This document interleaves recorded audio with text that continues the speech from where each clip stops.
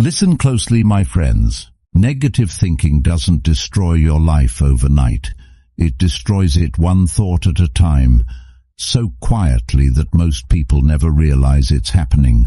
One sentence today, another tomorrow, 100 more next month, until one day you wake up living a life that was built more by fear than by truth. The most dangerous negative thought is never the loudest one. It's the one that sounds reasonable, the one that says, maybe I'm not good enough. Maybe it's already too late. Maybe this is just who I am. And because it sounds calm, you stop questioning it. You start believing it. Here's what almost nobody understands. Your mind doesn't care whether a thought is true or false. It only cares whether you repeat it enough. Repeat a lie for years, and your brain begins treating it like reality. That is how confidence dies. That is how dreams disappear. That is how ordinary people spend their entire lives fighting battles that never actually existed. But 2,000 years ago, the Stoics discovered something extraordinary. They realized that negative thoughts are not commands. They are not prophecies. They are not reality. They are only mental visitors, and every visitor must earn the right to stay. That single realization gave slaves the strength to remain free, emperors the discipline to remain calm, and ordinary men the courage to survive extraordinary suffering. In this video, you'll discover 7 Stoic laws that will help you destroy negative thinking at its source. You'll learn why your mind keeps creating these thoughts, how to stop believing every sentence it whispers, and how to build a mindset so strong that fear, doubt, and overthinking lose their control over you. Every law builds on the previous one, so stay until the very end, because the final law is where everything comes together. Let's begin. Rule 1. The thought is not the enemy. The biggest mistake most people make is believing that every thought inside their mind is telling them the truth. It isn't. Your mind produces thousands of thoughts every single day. Some are useful, some are meaningless, and some are nothing more than fear wearing the mask of certainty. Yet most people never stop to ask which one is which. They believe the thought the moment it appears, and that single mistake quietly changes the course of their entire life. Imagine someone knocking on the door of your house. Would you invite them inside without asking who they are? Would you hand them the keys to your home without knowing their intentions? Of course not. Yet every single day you do exactly that with your mind. A thought arrives saying, "You're not good enough." You don't question it. You don't challenge it. You simply let it move in until it starts living there permanently. This is exactly what Epictetus understood more than 2,000 years ago. Before he became one of history's greatest Stoic philosophers, he lived as a slave. His body belonged to someone else, but he refused to let his mind belong to anyone. He discovered a truth that still separates mentally strong people from everyone else. A thought is only a visitor. It is not a command. It is not a prophecy. It is not reality. It only becomes powerful the moment you stop observing it and start identifying with it. That is where suffering begins. Not when the thought appears, but when you decide that the thought must be true, simply because it came from your own mind. Think about the negative thought that visits you most often. I'm falling behind. I'm going to fail. Everyone else has figured life out, except me. Now ask yourself one simple question. Where is the evidence? Not the feeling, not the fear, the evidence. Most negative thoughts collapse the moment you force them to answer that question. They survive because they are never examined. They hide in the dark, repeating themselves until repetition starts looking like truth. Marcus Aurelius practiced this discipline every single day while carrying the weight of an empire on his shoulders. Wars surrounded him, disease surrounded him, death surrounded him. Yet he constantly reminded himself that peace does not begin by controlling the world outside. It begins by refusing to surrender the world inside. This is your first discipline. From this moment forward, never believe a thought simply because it sounds convincing. Every negative thought must earn your belief. Stop it at the gate. Question it. Examine it. Demand evidence before giving it permission to stay. Because the moment you stop believing every thought your mind creates, you take back a power you never realized you had. But catching a negative thought is only the beginning. Even after you recognize that it is lying, it will still try to convince you. So the next question becomes, how do you destroy a negative thought before it becomes your identity? That is exactly what the second law is about. Rule 2. Put every negative thought on trial. The moment you notice a negative thought, don't fight it. Question it. Most people either believe their thoughts immediately or try to suppress them. Both reactions give the thought more power. The Stoics chose a different path. They became investigators instead of victims. They refused to accept any thought until it had proven itself with facts rather than feelings. Your mind has a strange habit. It speaks in absolutes. It says, I always fail. Nothing ever works out for me. I'll never be good enough. But pay attention to those words. Always, never, everyone, no one. These are not facts. They are exaggerations created by fear to make temporary pain feel permanent. Imagine standing in a courtroom. A witness walks in, makes a serious accusation, but brings no evidence, no documents, no proof, no witnesses. Would any fair judge accept that testimony? Of course not. Yet every single day people sentence themselves to a lifetime of self-doubt based on thoughts that have never presented a single piece of evidence. Marcus Aurelius constantly reminded himself that the mind becomes whatever it repeatedly agrees with. That is why he questioned his first reaction before accepting it as truth. He understood that emotions can be honest, but they are not always accurate. Feeling afraid does not mean you are in danger. Feeling like a failure does not mean you have failed at life. The next time your mind whispers, "You're not capable," stop and ask one question.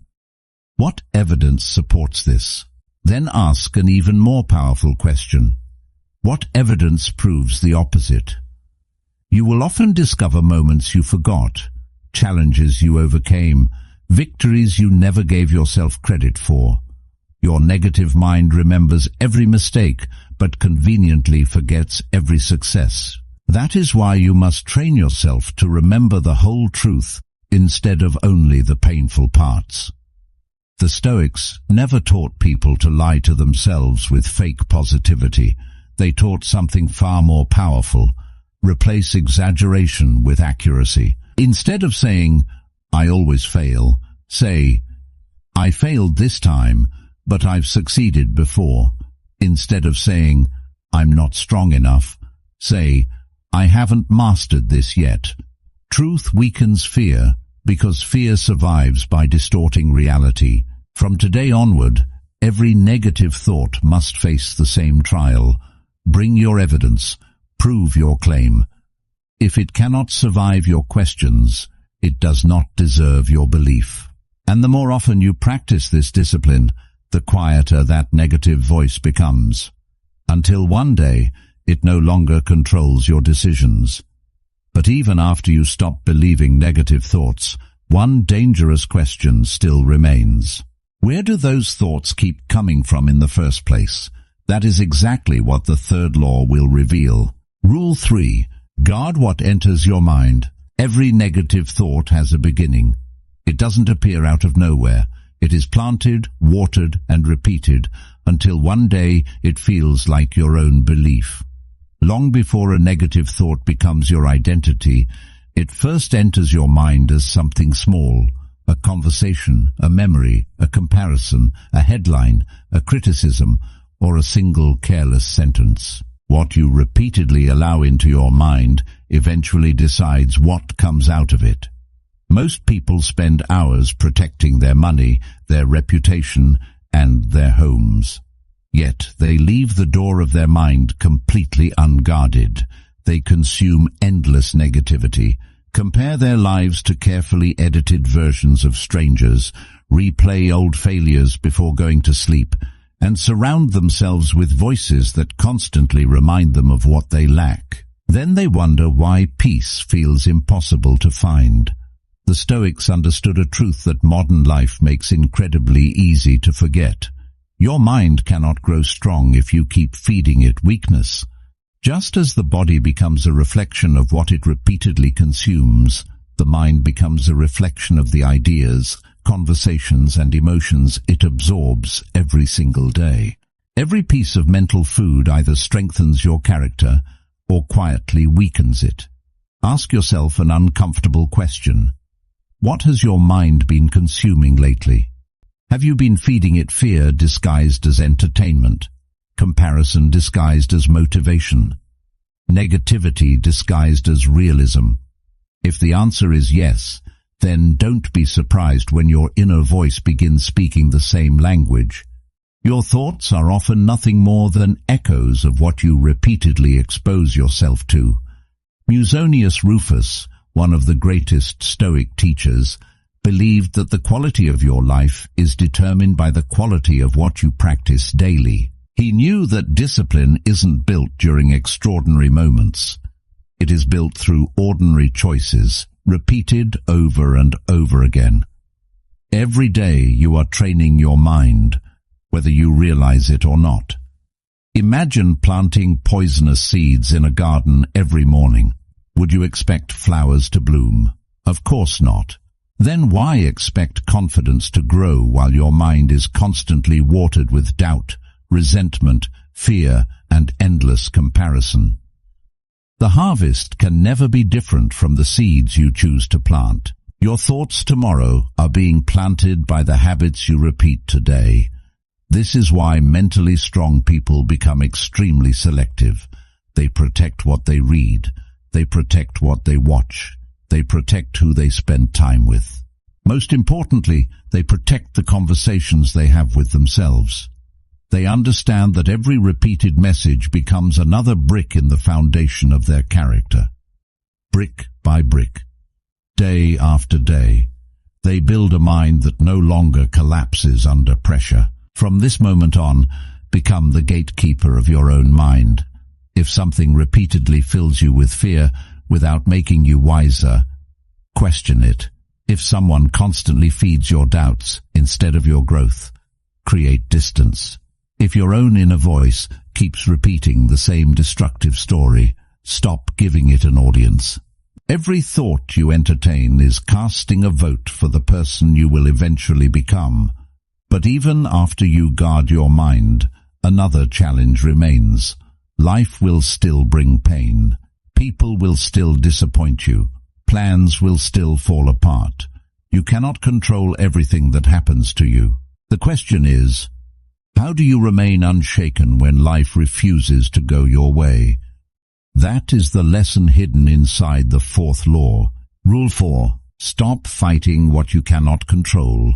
There is a reason negative thinking refuses to leave. It survives because your mind keeps fighting battles it was never meant to win. You replay conversations that already ended. You argue with yesterday. You fear tomorrow. You exhaust yourself trying to control people, outcomes, and circumstances that have never belonged to you. And while you're busy chasing control over the uncontrollable, you quietly lose control over the only thing that was ever yours, your own mind. This is where most people spend their entire lives trapped. They believe peace will come when life finally becomes fair, when people understand them, when success arrives, when nothing goes wrong. But life has never made that promise. It never will. The person who waits for perfect circumstances is waiting for a day that does not exist. Epictetus built his entire philosophy around one life-changing realization. Some things are within your control. Most things are not. Your thoughts, your choices, your discipline, your character, these belong to you.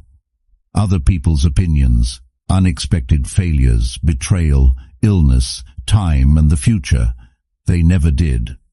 The moment you confuse these two worlds, anxiety is born, because you begin demanding certainty from a world that has never offered it. Think about how much energy you waste every week, worrying about what someone thinks of you, replaying an embarrassing moment that no one else even remembers, imagining disasters that never happen, trying to force people to become who you want them to be. But every minute spent fighting reality is a minute stolen from building yourself. Marcus Aurelius woke up every morning knowing that people would disappoint him, plans would fail, problems would appear without warning. Yet instead of resisting reality, he prepared his mind for it. That preparation became his strength. He understood that suffering grows larger the moment we begin arguing with facts we cannot change. Imagine standing in the middle of a violent storm. You scream at the wind to stop. You order the rain to disappear. You curse the sky because it refuses to obey you. The storm doesn't hear your anger. It simply continues. The only person being destroyed is the one refusing to accept the weather. Life works exactly the same way. Reality never changes because you resist it. Only your peace disappears. Acceptance does not mean weakness. It does not mean giving up. It means seeing reality exactly as it is, so you can respond wisely instead of reacting emotionally. The Stoics never surrendered to life. They surrendered their illusion of control, and in doing so, they became impossible to break, because no external event had the power to dictate their inner world. From this day forward, ask yourself one question whenever anxiety appears. Is this within my control? If the answer is yes, act with courage. If the answer is no, release it with dignity. That single habit will save you years of unnecessary suffering and return an extraordinary amount of mental freedom. But even after you stop fighting what you cannot control, one invisible enemy still remains: the past. Because nothing feeds negative thinking more than memories you refuse to let go of. Rule 5. Let the past teach you, not define you. There is one place where negative thinking becomes almost impossible to escape: the past. Not because the past still has power, but because your mind keeps giving it power. Every painful memory, every mistake, every betrayal, every moment of regret is replayed so many times that eventually it stops feeling like something that happened to you. It starts feeling like who you are. Your mind has a dangerous habit. It mistakes repetition for truth.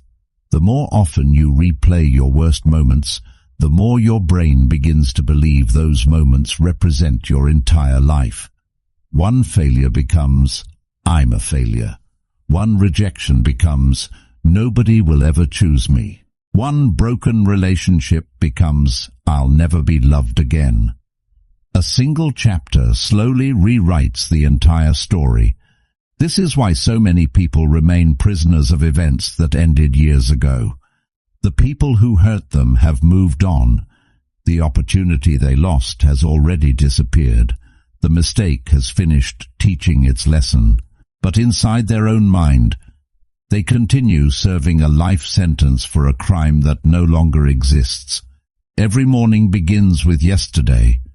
Every tomorrow is judged by memories that can never be changed. Seneca warned against this: long before modern psychology ever explained it. He believed that suffering becomes unbearable when we refuse to separate the event from the meaning we attach to it. The event may last a single day, but the meaning can imprison a person for decades. It is rarely the wound that destroys us. It is the story we continue telling ourselves about the wound. Imagine carrying a heavy stone everywhere you go. At first, someone else places it in your hands, but years pass, and they are gone. Still, you refuse to put the stone down. Eventually, you forget that it was never chained to you. You become so accustomed to its weight that carrying it begins to feel normal. That is exactly what unresolved regret does. The burden stops being imposed by life and starts being chosen by habit. Marcus Aurelius never asked himself why painful things had happened. He asked what those experiences were trying to teach him. Every hardship became training. Every disappointment became discipline. Every loss became a reminder that character is built by what survives after comfort disappears. He refused to waste suffering by turning it into self-pity. So ask yourself an uncomfortable question. Are you remembering your past, or are you rehearsing it? Because those are two completely different things. Remembering gives you wisdom. Rehearsing gives you pain. Wisdom helps you move forward. Pain keeps you standing in the same place while life quietly passes you by. The Stoics believed that every experience leaves you with two choices. You can carry the wound, or you can carry the lesson. You cannot carry both forever. The moment you choose the lesson, the wound begins to lose its authority. Your past no longer becomes a prison. It becomes proof that you survived what you once believed would destroy you. From today onward, stop asking, "Why did this happen to me?" Instead ask, "What is this trying to make me become?" That single question transforms regret into growth, pain into wisdom, and memory into strength. Rule 6. Master the voice inside your head. There is a conversation happening inside your mind every single day. No one else can hear it. No one else can interrupt it. Yet that silent conversation has more influence over your future than any speech you'll ever hear, any book you'll ever read, or any advice you'll ever receive. Because in the end, you don't become what other people say about you. You become what you repeatedly say about yourself. Listen carefully to your inner voice. Not when you're succeeding, when you make a mistake, when you fail, when no one is watching. That is when its true personality is revealed. For most people, it is unbelievably cruel. It says things they would never dare say to another human being. You're useless. You'll never change. Why even try? And because that voice comes from within, they mistake it for honesty instead of recognizing it as years of unchallenged conditioning. Think about this for a moment. If a stranger followed you every day and spoke to you the same way your inner voice does, you would leave immediately. You would call that person abusive. You would never allow them to stay in your life. Yet because those words come from your own mind, you accept them without protest. Day after day, year after year, until criticism becomes your normal way of thinking. The Stoics understood something extraordinary. The quality of your life is determined by the quality of your inner dialogue. Marcus Aurelius wrote his thoughts in private journals, not because he needed to impress anyone, but because he understood that the mind must be guided every day. If you do not consciously shape your inner voice, your fears will shape it for you. But there is something even more dangerous than negative self-talk. It is believing that the voice inside your head is your identity. It isn't. You are the one listening to that voice, which means you are not the voice itself. The moment you recognize this distinction, everything changes. You stop becoming a prisoner of every passing thought. You become the observer, the one with the power to accept, reject, or replace what the mind is saying. Imagine sitting beside a river. Leaves float past on the surface. Some are beautiful, some are broken, some disappear within seconds. Would you jump into the river and chase every single leaf? Of course not. Thoughts are exactly the same. They appear, they pass, and they disappear, unless you choose to grab one and carry it with you. Most suffering begins the moment you hold on to a thought that was meant to keep moving. From this moment forward, become the author of your inner dialogue. When your mind says, "I can't," answer with, "I haven't mastered it yet." When it says, "I'm not enough," answer with, "I am still becoming." When it says, "This is the end," remind yourself, this is only a chapter. You are not denying reality. You are refusing to let fear write the story of your life. Remember this truth. Your mind is always listening to the words you repeat. Every sentence becomes another brick in the foundation of your identity. Repeat weakness long enough, and weakness becomes familiar. Repeat courage long enough, and courage becomes your nature. The life you live tomorrow is being written by the conversations you have with yourself today. Rule 7. Become the master of your mind.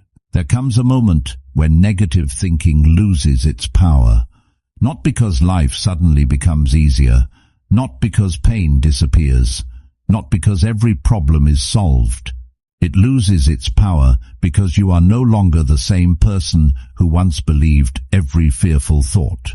The battle changes the moment your mind realizes that you are no longer willing to obey it without question. This is the final lesson the Stoics wanted every person to understand. Freedom is never something the world gives you. It is something you build inside yourself. A man can possess wealth, status, admiration, and influence, yet remain a slave to his own fears. Another can lose everything, stand completely alone, and still remain free because nothing outside him has the power to rule what is happening within. Look back at every law you have learned. You stood at the gate instead of believing every thought. You questioned fear instead of surrendering to it. You became careful about what entered your mind. You stopped fighting what was never yours to control. You refused to let yesterday define tomorrow. You transformed your inner voice from an enemy into a guide. None of these habits seem extraordinary on their own, but together they build something almost impossible to break: a disciplined mind. And once the mind becomes disciplined, negative thinking no longer controls your choices. It may still knock on the door. It may still whisper during difficult moments. But it no longer decides who you are. The voice is still there. Only now it no longer has authority. Marcus Aurelius once lived surrounded by war, disease, betrayal, and uncertainty. Yet he wrote something remarkable to himself. You have power over your mind, not outside events. Realize this, and you will find strength. That wasn't written for philosophers. It was written for ordinary people facing ordinary struggles, for moments exactly like yours, because strength is not something you discover one day. It is something you practice every single time you refuse to let fear make your decisions. So from this day forward, watch your thoughts, question your fears, protect your mind, accept reality, learn from your past, choose your inner voice wisely. Then repeat those disciplines tomorrow and the day after that, until they become part of who you are. Because character is never built in one life-changing moment. It is built through thousands of invisible decisions that no one else will ever see. One day you'll wake up and notice something extraordinary. The same situations that once filled you with anxiety no longer shake you. The same criticism that once destroyed your confidence no longer defines your worth. The same negative thoughts still appear, but now they leave as quickly as they came, not because the world changed, because you changed, and that is the greatest victory Stoicism can ever offer. Not a life without pain, not a life without failure, but a mind that refuses to surrender to either. Remember, the quality of your life will never rise above the quality of your thoughts. Master your thoughts, and you will begin to master your life. Take a moment. Think about the person you were before this video began. The person who believed every negative thought. The person who allowed fear to make decisions. If you've truly understood these 7 Stoic laws, that version of you no longer has to exist. Remember what you've learned today. A thought is not the truth. Fear is not a prophecy. Your past is not your identity. Other people's opinions are not your destiny. And the voice inside your head is not your master unless you choose to obey it. The moment you stop giving negative thoughts unquestioned authority, you begin taking your life back. But never forget this. Reading these principles will not change you. Watching this video will not change you. Even understanding every word you've heard today will not change you. Only practice has that power. Every morning you will be given a choice to believe fear or to question it, to repeat old excuses, or to take one courageous step forward, to remain the same, or to become someone your negative thoughts can no longer control. That choice will never be made once. It will be made every single day for the rest of your life. The Stoics didn't become mentally unbreakable because life was kind to them. They became unbreakable because they trained their minds long before life tested them. And one day, when the storms finally came, they discovered something extraordinary. The strongest person is not the one who never feels fear. It is the one who refuses to surrender to it. So from this moment on, guard your mind, choose your thoughts carefully, act with courage even when confidence is absent. And remember, every time you refuse to obey a negative thought, you become a little stronger than you were yesterday. Because in the end, the greatest victory is not defeating the world. The greatest victory is mastering your own mind. If this video changed the way you think, let it become the beginning of the way you live. And if you found value in these lessons, make sure to subscribe and join us for more timeless wisdom from Stoicism that can transform the way you face life. Until next time, protect your mind, master your thoughts, and master your life.